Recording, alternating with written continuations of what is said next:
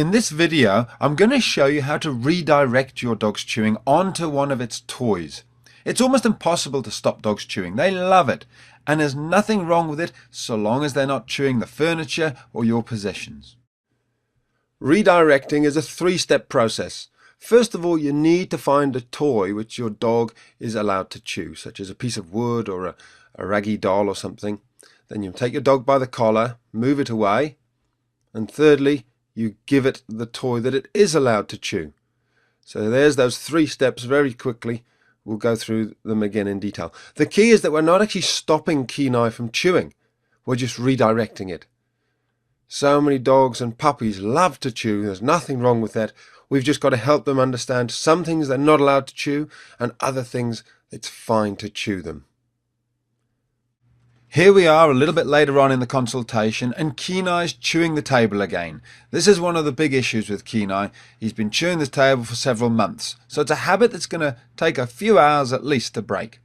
All we do is move him away very quietly and calmly. We don't give him any attention by speaking to him, and we simply redirect him back onto his stick. And look how quickly he trots off with it this time. Again, Kenai just needs to be shown the correct way to behave. He doesn't need to be shouted at. He doesn't need to be tapped on the nose. He just needs to be shown a kind and gentle way to behave correctly.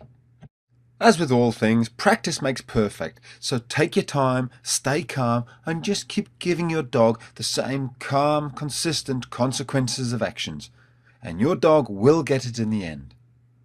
If your dog insists on chewing the couch, after you've redirected them onto their little chew toy, then you can consider putting them into an isolation. You leave them there until they've stopped barking, and when they come out, they'll think twice about going back to chewing the couch.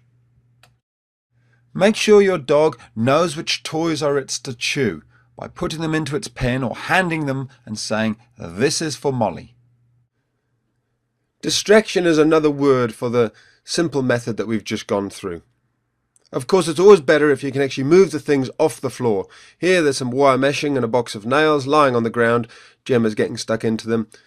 We all leave things around, but if you can move things off the ground, do that. It's so much simpler.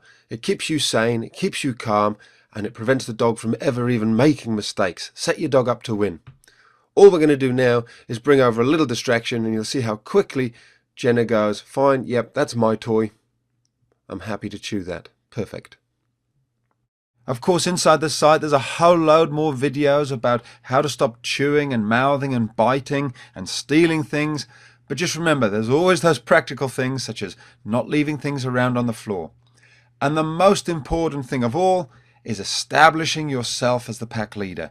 If you're not the pack leader, then of course your dog never really will take any notice of you, and everything will become a game. That's all covered off inside the online dogtrainer.com. I hope you join us. We're going to have lots of fun together.